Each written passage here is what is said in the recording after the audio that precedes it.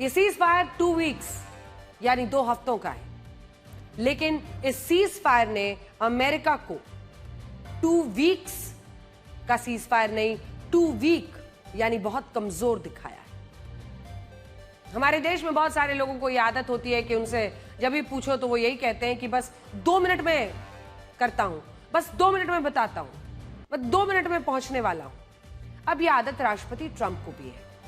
वो कभी कहते हैं कि ईरान 2 हफ्तों में परमाणु हथियार बनाने वाला था, कभी कहते हैं 2 हफ्तों में ही युद्ध खत्म हो जाएगा, कभी कहते हैं 2 हफ्तों में ईरान और अमेरिका के बीच डील हो जाएगी, और आज कह रहे हैं कि 2 हफ्ते का सीज फायर हो गया। यानी 2 वीक्स बोलना राष्ट्रपति ट्रंप की आदत है, लेकिन उनके एक्शन में ये 2 वीक्स कभी नहीं दिखता। वो कहते तो हैं कि 2 वीक्स में ये हो जाएगा, वो हो जाएगा, लेकिन होता कुछ नहीं। और अब इस 2 वीक्स के सीज फायर के बाद ये सवाल बना हुआ है कि क्या राष्ट्रपति ट्रंप इस पर 2 हफ्तों तक टिक पाएंगे? A big decision on the Paris Accord over the next 2 weeks. At some point in the next 2 weeks or 3 weeks, I'm going to be setting the deal. Over the next 2-3 weeks. In about 2 weeks. Within 2 weeks. In 2 weeks. In 2 weeks. You'll be hearing about it a lot more in the next 2 weeks. Maybe in 100 years from now, maybe in 2 weeks. I would say that within 2 weeks, maybe. King is coming over here in 2 weeks. He's a nice guy. We took in the first 2 weeks, 100 million barrels. That's a lot of oil. If we didn't hit within 2 weeks, they would have had a nuclear weapon. We're going to hit them extremely hard over the next 2 to 3 weeks. Their capability is a lot less than it was 2 weeks ago. The man that was responsible for the killing of 32,000 people over the last 2 weeks. I will make my decision whether or not to go within the next 2 weeks.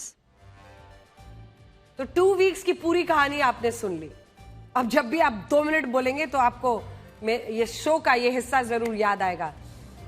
अब देखिए, इनका मानना पड़ेगा, ये युद्ध 40 दिनों तक चला और इन 40 दिनों में दुनिया ने राष्ट्रपति ट्रंप के 40 शेड्स यानी 40 अलग अलग रूप देखे, जिन्हें आप 40 शेड्स ऑफ ट्रंप भी कह सकते हैं। हर शुक्रवार को डोनाल्ड ट्रंप कहते थे कि अमेरिका ये युद्ध जीत गया। हर शनिवार को वो ईरान को एक नया अल्टीमेटम देते थे। हर रविवार को कहते थे कि ईरान खत्म हो गया। हर सोमवार को दूसरे देशों से मदद मांगते थे। हर मंगलवार को कहते थे कि उन्हें किसी की मदद नहीं चाहिए। हर बुधवार को कहते थे कि ईरान और अमेरिका के बीच अच्छी और उपयोगी बातचीत चल रही है। हर गुरुवार को कहते थे कि ईरान को वो पाषाण युग में पहुंचा देंगे, और ये सिलसिला ऐसे ही चलता रहा। ये दुनिया का शायद पहला ऐसा युद्ध रहा जिसमें लोगों ने इतने बड़े देश के राष्ट्रपति को सोशल मीडिया पर गालियां लिखते देखा। ये देखा कि एक राष्ट्रपति सुबह कुछ कहते हैं, रात को कुछ और कहते हैं। ये देखा कि एक राष्ट्रपति की बात की कितनी कीमत है, कुछ नहीं। वो एक पल धमकियों से डराते हैं, दूसरे पल बातचीत के लिए लंबे लंबे पुल बनाते हैं। राष्ट्रपति ट्रंप की नीतियों और उनके फैसलों ने पूरी दुनिया को अस्थिर किया, लेकिन राष्ट्रपति ट्रंप अपने शेड्स बदलते रहे। आज 40 शेड्स ऑफ ट्रंप की एक कहानी राष्ट्रपति ट्रंप के गुस्से, उनके आक्रोश, उनकी चेतावनी, उनकी धमकी, उनके अल्टीमेटम, शक्ति प्रदर्शन, प्रतिशोध, दबाव, डील मेकर, कूटनीति, भ्रम, बयानबाजी और उनके गुमराह करने वाले रूप के बारे में बताती है। और दुनिया ने इन 40 दिनों में राष्ट्रपति ट्रंप के हर रूप को बहुत बारीकी से देखा, और हम चाहते हैं कि आज एक बार फिर से दुनिया इस 40 शेड्स ऑफ ट्रंप को देखें। And we've won. Let me say, we've won. You know, you never like to say too early you won. We won. We won the bet. In the first hour, it was over. The Navy is gone. It's all lying at the bottom of the ocean. 46 ships. Can you believe it? We could take them all out in one day. It's a big chess game at a very high level. It's a very high level chess, the highest. And I'm dealing with very smart players. Their Navy's gone, their Air Force is gone, their anti-aircraft equipment is gone. They called. I didn't call. They called. They want to make a deal. They're all gone. My biggest problem is I have no idea who we're talking to because nobody ever heard of any of these people. They're all dead. We are now having really good discussions. They started. They're going to make a deal. They're going to make a deal. They did something yesterday that was amazing, actually. They gave us a present. Iran, they are being decimated. We killed all their leadership. And then they met to choose new leaders, and we killed all of them. 42 Navy ships, some of them very large, in 3 days. They are begging to make a deal, not me.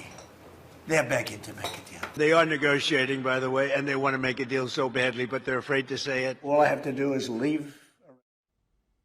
अलग अलग दिन, अलग अलग बातें, हर दिन नई कहानी, हर दिन मौसम का हाल कुछ और बताना, ये था अंदाज डोनाल्ड ट्रंप का। लेकिन इसी के साथ उन्होंने सिर्फ अपनी छवि को सेटबैक नहीं पहुंचाया है, उन्होंने अमेरिका के लिए नुकसान किया है।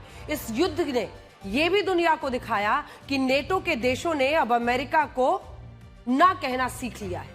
इस युद्ध ने यह दिखाया कि नेटो के देशों ने अमेरिकी दबाव को नजरअंदाज करते हुए, उनके चैलेंज को स्वीकार करते हुए, उनकी धमकियों को नजरअंदाज करते हुए यह ठान लिया कि वो अमेरिका के दबाव में नहीं आएंगे। उन्होंने अपने एयर स्पेसेस नहीं दिए अमेरिकी हमले के लिए।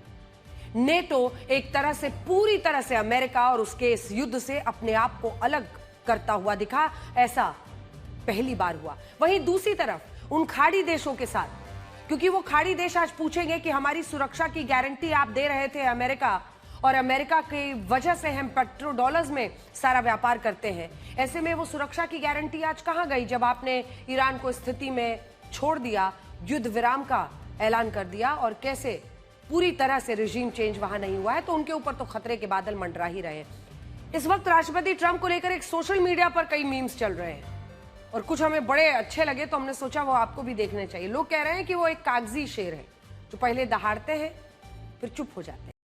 तो इस तरह के मीम्स खूब चल रहे हैं। वहां पर डोनाल्ड ट्रंप बैठे थे, सामने चेयर खाली थी और इधर से मुश्तबा खमनेई तालियां बजाते हुए आपको दिख रहे हैं।